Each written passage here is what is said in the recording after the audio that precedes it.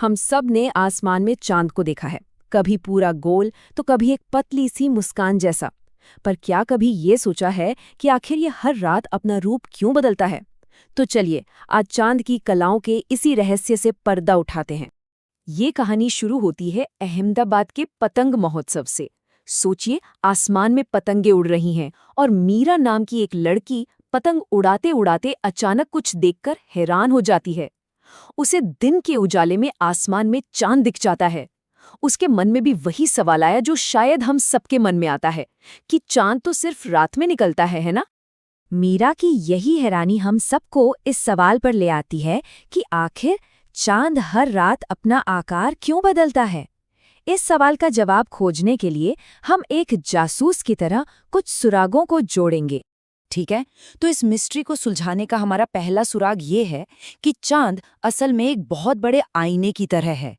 देखिए, सबसे पहली और सबसे जरूरी बात जो हमें समझनी है वो ये है कि चांद की अपनी कोई रोशनी नहीं होती। वो कोई बल्ब या तारा नहीं है जो खुद से चमकता हो। तो फिर सवाल ये है कि वो चमकता कैसे है? वो सूरज की रोशनी को हमारी तरफ रिफ्लेक्ट करता है, बिल्कुल एक आईने की तरह। और एक और दिलचस्प बात, किसी भी पल सूरज की रोशनी हमेशा चांद के आधे हिस्से को ही रोशन करती है। मतलब चांद का आधा हिस्सा हमेशा चमकदार रहता है और आधा अंधेरे में। और बस यहीं से हमें मिलता है हमारा दूसरा सुराग, सुराग नंबर 2, पृथ्वी के चारों ओर एक अनोखा नृत्य। जी हाँ, चांद अपनी जगह पर रुका हुआ नहीं है। वो लगातार हमारी पृथ्वी के चारों ओर चक्कर लगा रहा है, एक ऑर्बिट में, जैसे कोई डांस कर रहा हो। तो अब हमारे पास दो पक्के सुराग हैं। पहला, चांद सूरज की रोशनी से चमकता है और दूसरा, वो पृथ्वी का चक्कर लगाता है। अब चलिए इन दोनों सुरागों को जोड़ते हैं और इस रहस्य से पर्दा उठाते हैं। तो देखिए, सारी बात यहीं छुपी है। जैसे जैसे चांद पृथ्वी का चक्कर लगाता है, हम जमीन से उसके रोशन हिस्से को अलग अलग एंगल से देखते हैं।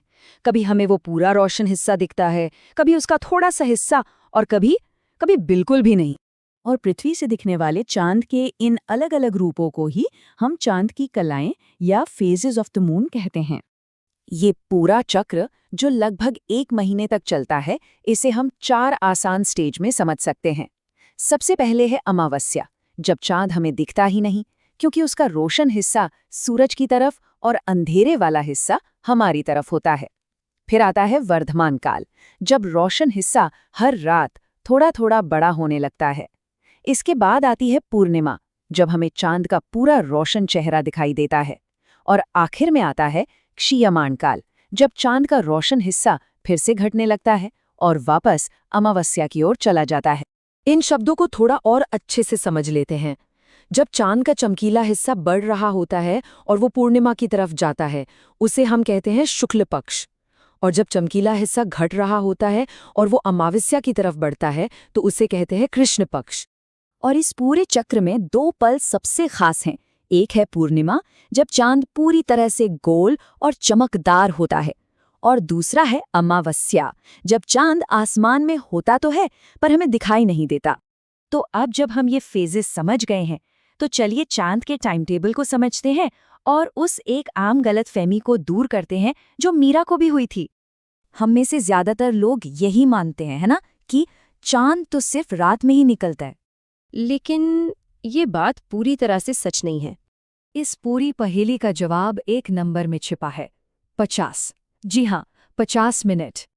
असल में चांद हर रोज पिछले दिन के मुकाबले औसतन 50 मिनट की देरी से उगता है, और इसी रोज की देरी की वजह से उसके उगने और डूबने का समय पूरे 24 घंटे के साइकिल में घूमता रहता है। और बस यही वो वजह है कि हमें अक्सर चांद दिन के उजाले में भी दिखाई दे जाता है। तो याद रखने वाली बात ये है कि चांद का आसमान में दिखना दिन या रात पर निर्भर नहीं करता। ये सब कुछ सूरज और पृथ्वी के मुकाबले उसकी पोजीशन का खेल है। तो अब ये राज राज नहीं रहा। अगली बार जब आसमान की तरफ नजर जाए और चांद दिखे, चाहे दिन हो या रात, तो जरा रुककर सोचिएगा, आज चांद अपनी कहानी का कौन सा हिस्सा दिखा रहा है और क्यों।